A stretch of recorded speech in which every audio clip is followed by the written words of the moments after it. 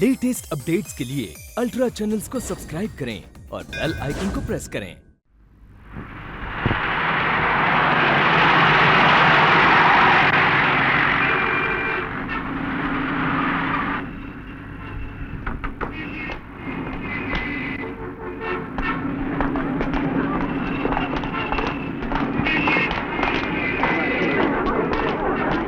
माँ, बाबूजी, चल।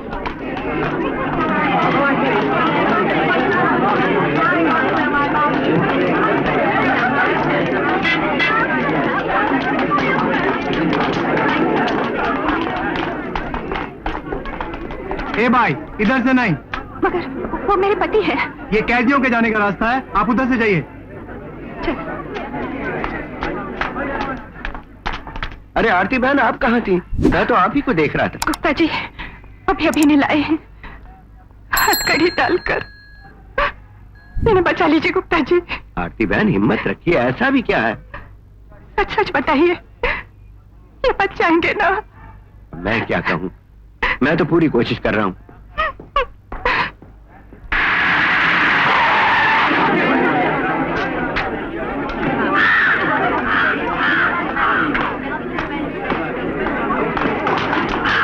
मॉर्निंग साहब। नमस्ते ठुकराल साहब। Good morning sir. नमस्ते साहब।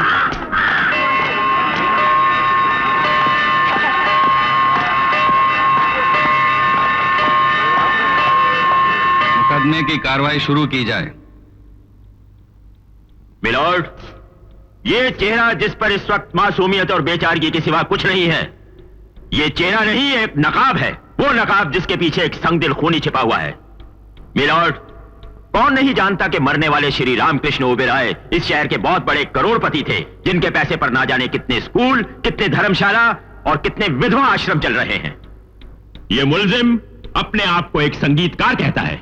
18 दिसंबर की रात ये मुल्जिम मिस्टर दीपक वर्मा अपने दिल में पैसे का लालच लिए हुए उनके घर पहुंचे, लेकिन मिस्टर ओबेरॉय को पहले पता चल चुका था कि वो एक म्यूजिक स्कूल खोलने के बहाने लाखों रुपया लेकर अपने लालच का कुआं भरना चाहते हैं। उन्होंने पैसा देने से इंकार कर दिया और मिस्टर दीपक वर्मा एक वैशी बन गए। आधे घंटे के बाद जब वो वहां से निकले तो अपने पीछे मिस्टर ओबेरॉय की बजाय मिस्टर ओबेरॉय की लाश छोड़कर जा रहे थे। I object my Lord. सरकारी वकील साहब मेरे मुवक्किल दीपक वर्मा पर वो इल्जाम लगा रहे हैं जो साबित नहीं कर सकते। जनाब आली, माना कि 18 दिसंबर को मेरा मुवक्किल दीपक वर्मा 8:30 बजे और 9 बजे के दरमियान मिस्टर ओबेरॉय के घर पर था, और यह भी माना कि पोस्टमार्टम रिपोर्ट के मुताबिक खून 9 बजे के आसपास हुआ है, लेकिन उससे कहीं यह तो साबित नहीं होता कि खून दीपक वर्मा ने किया है। सरकारी वकील कोई सबूत, कोई गवाह नहीं दे सके तो ये साबित कर सके। गवाह है योर ऑनर, एक ऐसा गवाह जो मुकदमे की खोई हुई इस कड़ी को जोड़ेगा। दीपक वर्मा के हाथों मिस्टर ओबेरॉय के हुए खून का चश्मदीद गवाह है मिस्टर प्रमोद वासवानी। जी हाँ, मेरा नाम प्रमोद वासवानी है। मिस्टर वासवानी, 18 दिसंबर की रात आपने अपने घर से मिस्टर ओबेरॉय के घर में जो कुछ देखा, क्या आप उसका बयान दे सकते हैं? जी हाँ, मैं अपनी खिड़की के पास खड़ा था तो मैंने देखा कि ये साहब मिस्टर ओबेरॉय के ड्राइंग रूम में बैठे हैं। मिस्टर ओबेरॉय हाथ उठा उठाकर चिल्ला चिल्ला कर कुछ कह रहे थे। क्या कह रहे थे? ये तो मैं फासले की वजह से सुन नहीं सका। फिर खड़े हो गए। उन्होंने लंबा सा चाकू निकाला और फिर उन्होंने क्या किया? नहीं, आप घबराइए नहीं, साफ साफ बताइए उन्होंने क्या किया। फिर उन्होंने मिस्टर ओबेरॉय के सीने में वो चाकू घोंप दिया। ये झूठ है, ये सच है और सिर्फ सच है। ये झूठ है। जज साहब, मैंने कोई खून नहीं किया, मैं निर्दोष हूँ। इस कटघरे में आके हर मुजरिम, हर खूनी ने चिल्ला चिल्ला कर यही कहा है कि वो निर्दोष है, बेकसूर है। मगर दीपक वर्मा, तुम कितना भी छुपाना चाहो, गवाही और सबूत की रोशनी में तुम्हारा जुर्म एक बदनुमा कोर्ट की तरह इस अदालत के सामने आ चुका है। नहीं, मैं बेकसूर हूँ वकील साहब, मैं बेकसूर हूँ।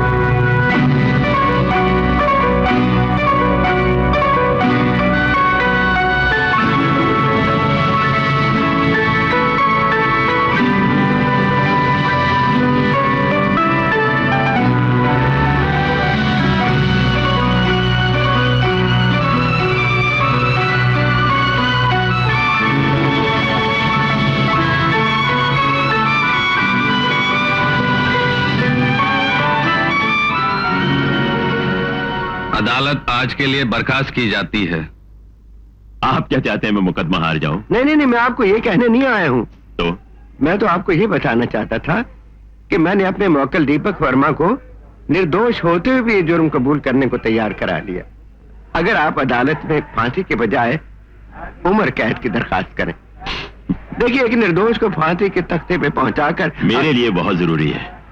आप शहर का कोई भी पेपर उठाकर देख लीजिए, फ्रंट पेज पर इसी मुकदमे की चर्चा है। अगर इस आदमी को फांसी नहीं हुई तो मेरी वकालत का लोहा कौन मानेगा? देखिए, I am sorry mister Gupta, मैं आपकी मदद नहीं कर सकता।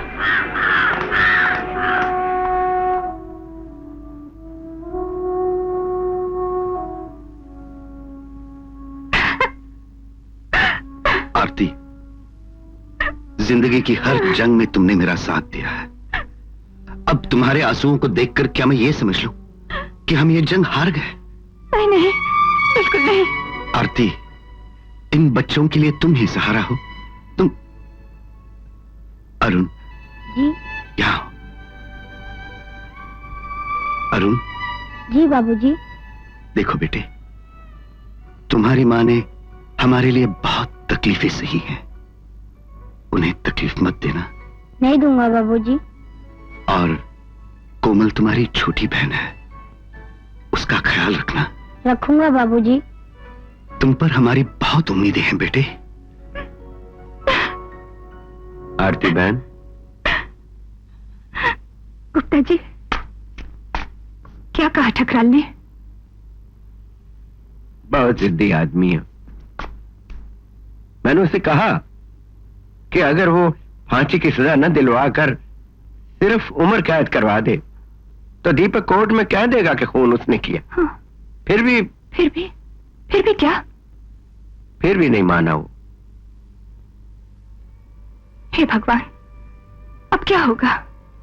अब तो भगवान ही कोई चमत्कार करे कि ठुकराल के दिल में रहम आ जाए, नहीं तो उसने तो पूरा जाल फैला दिया कि दीपक को फांसी की सजा ही मिले। वकालत एक शतरंज का खेल है मिस्टर ओबराय। ये तो किसी किसी को आता है। मैं चाहूं तो दीपक वर्मा को छुड़वा भी सकता हूं, 5-10 साल की कैद भी करवा सकता हूं, और अगर मैं चाहूं तो उसे फांसी के फंदे पर लटका भी सकता हूं। इसी बात के तो 5 लाख रुपए मैंने दिए हैं आपको। जानता हूं, वो जिंदा रहा तो तुम मर जाओगे, लेकिन उसे मौत और तुम्हें जिंदगी दिलवाएगा कौन? मैं, ठकराल। 5 लाख रुपया इस काम के लिए कोई ज्यादा नहीं है मिस्टर रूपलाल ओबराय।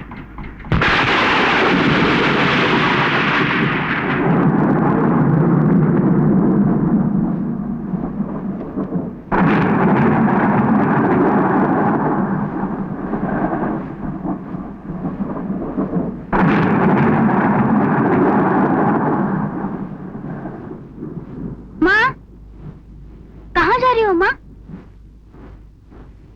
अरुण बेटे, चल मेरे साथ।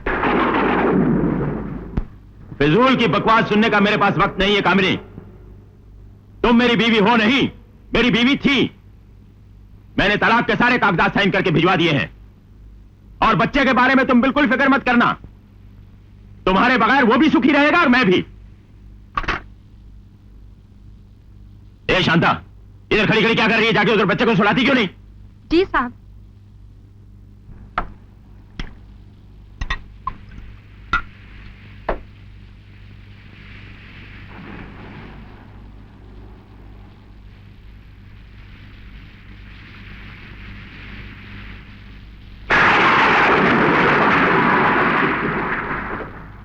तुम यहां कैसे? भीख मांगने आई हूं आपसे ठकराल साहब। मैं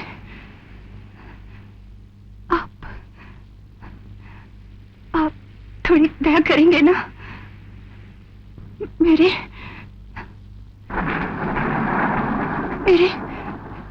छोटे छोटे 2 बच्चे हैं। वो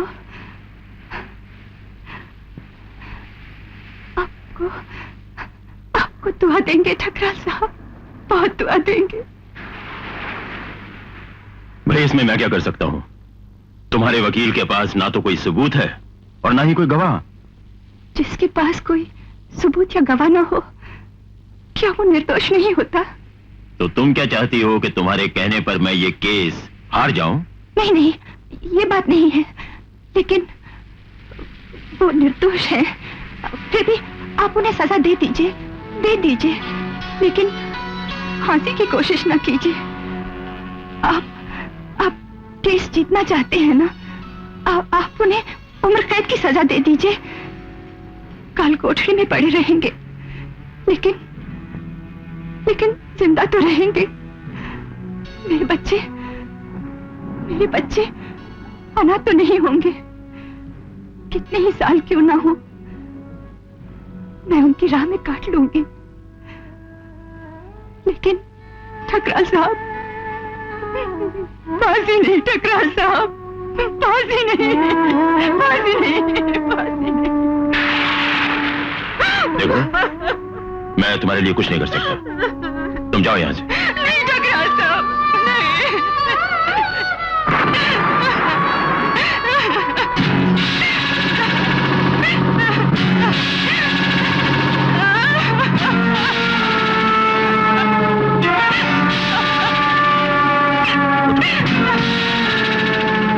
उठो।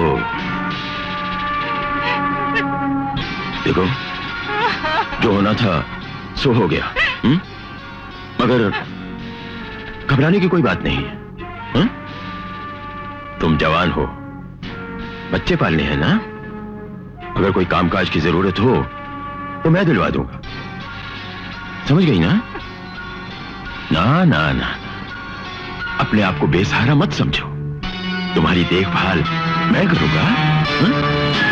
समझ गई ना? मैं नीच कमीने, तूने मुझे हाथ लगाया। मैं तुझसे भीख मांगने आई थी अपने सुहाग की, और तू छी। लेकिन वो देख रहा है ठकराल, वो देख रहा है। एक दिन तेरे पाप तेरे सामने आएंगे। ये एक दुखी औरत की बद्दुआएं हैं। एक दिन ऐसा होगा ठकराल, एक दिन ऐसा जरूर होगा कि तू रहम की भीख मांगेगा, भीख। और कोई तुझ पे रहम नहीं खाएगा, कोई रहम नहीं खाएगा। ये मेरा श्राप है तुझको।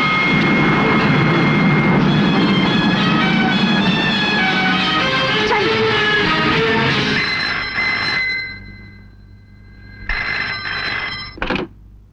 हेलो, मैं ओबराय बोल रहा हूं।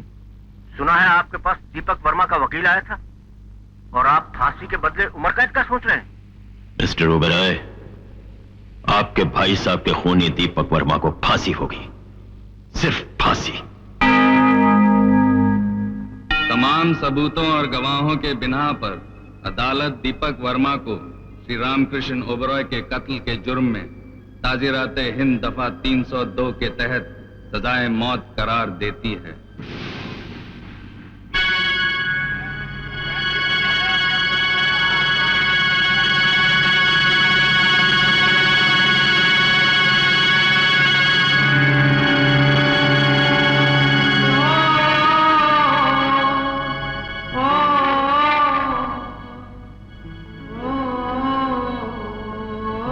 आपको किसी से मिलना है?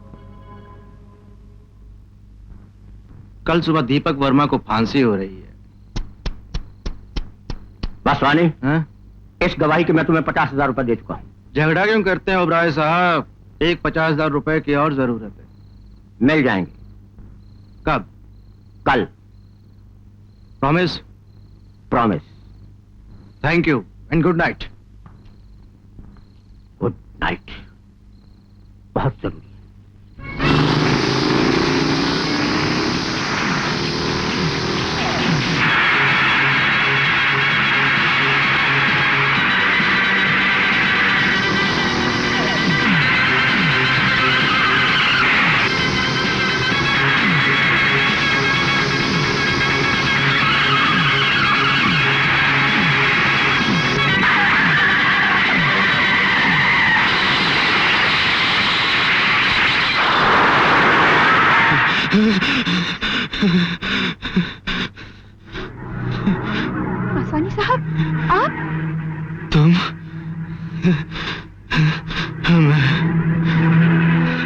सुनो, कहिए। मैंने झूठी गवाही दी थी। वो खून दीपक वर्मा नहीं किया। नहीं किया था ना, नहीं किया था ना। वो निर्दोष है। निर्दोष है, मैं जानती हूँ। तो फिर किसने किया था? वो खून किसने? सुना आपने? आपने आपने सुन लिया इसने क्या कहा? बहन जी, आपने सुना इसने क्या कहा? इसने कहा दीपक वर्मा निर्दोष है, दीपक वर्मा ने खून नहीं किया। आपने सुन लिया ना भाई साहब, आपने सुन लिया इसने क्या कहा? आप सबने सुन लिया ना? आप सब लोग पुलिस के सामने ये कहेंगे कि इसने मरने से पहले ऐसे कहा तो मेरे पति बच जाएंगे, मेरे पति बच जाएंगे, मेरे पति बच जाएंगे। अब फिक्र मत करो बहन जी, पुलिस से हम यही कहेंगे। भाई साहब, आपका बहुत बहुत शुक्रिया, बहुत बहुत शुक्रिया। मैं अभी जाके उनको बताती हूँ। हे भगवान। श्री कृष्ण ने अर्जुन से कहा, हे अर्जुन, शरीर तो एक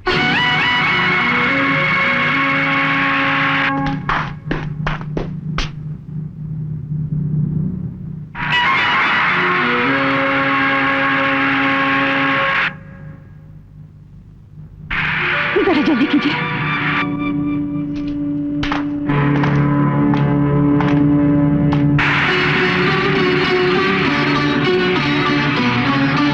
क्या हुआ? क्या हुआ? ये गाड़ी खराब हो गई है। सेंट्रल जेल यहाँ से 2 किलोमीटर दूर है, आप पैदल चले जाइए। 2 किलोमीटर? हे भगवान।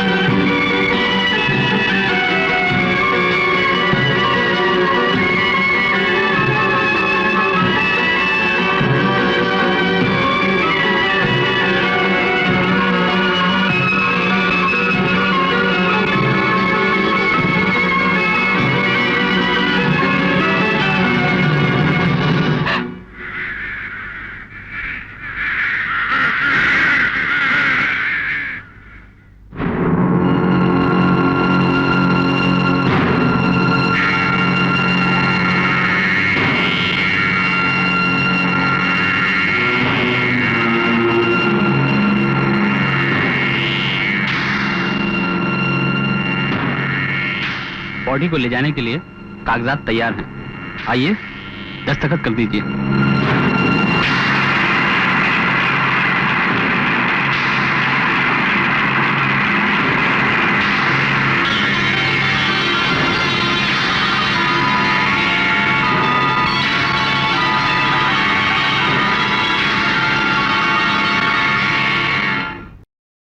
पुलिस में रिपोर्ट की, सारे हॉस्पिटल्स ने फोन किए, मगर तुम्हारी मां का अभी तक कोई पता नहीं चला बेटे। लगता है वो ये गम झेल नहीं सकी और वो भी दीपक के साथ भगवान के पास चली गई। मैं तुम्हें झूठी तसल्ली नहीं दूंगा बेटे, सच बताऊंगा। तुम्हारी उम्र में जिंदगी बच्चों के लिए एक खेल होती है, मगर तुम्हारे लिए जिंदगी अब खेल नहीं है, एक जंग है, जंग। अपने माँ बाप के बताए हुए उसूलों के साथ साथ तुम्हें ये जंग लड़नी पड़ेगी। और आज दीपक वर्मा का घर नीलाम हो गया, उसके बच्चे अनाथ हो गए, घर से बेघर हो गए, उसके जिम्मेदार तुम हो टकराल, तुम। मैं कैसे? आखिर पता लग ही गया ना कि दीपक वर्मा बेकसूर था। तुम भी कमाल करते हो गुप्ता। दीपक वर्मा बेकसूर था ये तो मैं शुरू से ही जानता था। हाँ, लेकिन मेरा काम था उसे फांसी दिलाना, मैंने दिला दी। शर्म आनी चाहिए तुम्हें ठकराल। कानून की तलवार से कानून का ही खून किया तुमने, एक सुखी घर को बर्बाद कर दिया तुमने। बताओ कहां जाएंगे ये बच्चे? गुप्ता जी, मैं आपको एक मशवरा देना चाहता हूं, बिल्कुल मुफ्त। सरकार ने बहुत सारे अनाथ आश्रम खोल रखे हैं, भेज दीजिए कहीं। चलो ड्राइवर। इसे अपना ही घर समझो, लो खाना खा लो। बहुत भूख लगी है ना? इंदु बेटा, इनका ख्याल सुनिए, रखना। जरा अंदर आइए, मुझे कुछ बात करनी है आपसे। हाँ हाँ आया, इनका ख्याल रखना। अजी आइए ना। अरे आया ना। मैं कहती हूँ आपने इस घर को समझा क्या है, जिसे देखो उठा लाते हो। देखो शांति, बच्चे भूखे हैं, अनाथ हो गए हैं बेचारे। मेरे बाप ने आपको ये मकान इसलिए रहने को नहीं दिया था कि इसे अनाथ आश्रम बना डालो। देखो जी, मैं कह देती हूँ, गली कूड़े का करकट इस घर में मत लाना। इन्हें रोटी खिलानी थी, खिला दी, बस हो गया। मुझसे ये जंजाल नहीं संभाला जाएगा, कह दो इनसे। चुप हो जाओ शांति, चुप हो जाओ।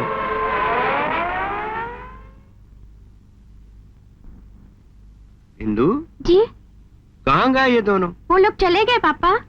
कहाँ? मालूम नहीं। मनसुख, ये सब टाइप करवा लेना और कल ये पेपर्स कोर्ट में प्रेजेंट करने हैं। जी सर। और वो ठकराल साहब ने जो केस जीता है, उसकी पूरी फाइल कोर्ट के रिकॉर्ड रूम से मंगवा लेना। जी सर। सर आपसे एक बात पूछूं? आप खुद इतने बड़े वकील हैं, फिर ठकराल साहब की सारी फाइलें मंगवाकर आप क्यों पढ़ते हैं? आई एम सॉरी सर, मैं कहीं आपसे कोई गलत बात कह गया हूं तो? नहीं, कोई बात नहीं। मैं ठकराल साहब के एहसानों की वजह से वकील बना हूं मनसूख। उनके हर दाव पेच, हर तरीके, हर चाल को अच्छी तरह समझना चाहता हूं। इसलिए कि एक मुकदमा वक्त की अदालत में बरसों से चल रहा है और वो मुकदमा मुझे ठकराल साहब से जीतना है। कोमल, कोमल, अरे रामू, ये ब्रीफ के जरा कमरे में रख देना। जी साहब। ये फाइल केशव दे गया? अच्छा रामू, ये कोई मोटी फाइल दे गया केशव? जी बस यही फाइल दे गया है। बस यही? जी हाँ। कल जौहर साहब की केस की तारीख और ये। मिस्टर लॉयर अरुण वर्मा, आपको कोर्ट, केस, गवाह, सबूत और मिलौट के अलावा भी कुछ याद रहता है? हाँ, ये याद रहता है कि मेरी एक छोटी बहन है कोमल, बहुत अच्छी और प्यारी सी, बस जरा नाराज जल्दी हो जाती है। मनाओ तो मन भी जाती है। जो याद रखने की बातें वो तो याद रहती हैं। ओह, तो इतनी अच्छी याददाश्त के लिए आपको इनाम मिलना चाहिए। ये लीजिए। ये क्या? शायद इसे देखकर आपको कुछ और भी याद आ जाए।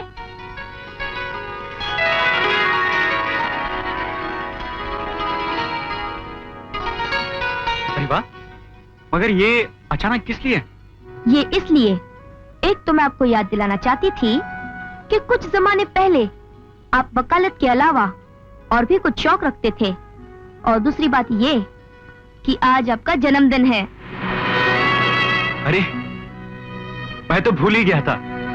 मगर मैं कैसे भूल सकती हूँ भैया? मेरे भैया को happy birthday. Many many happy returns of the day. Thank you, बहुत अच्छा प्रेजेंट।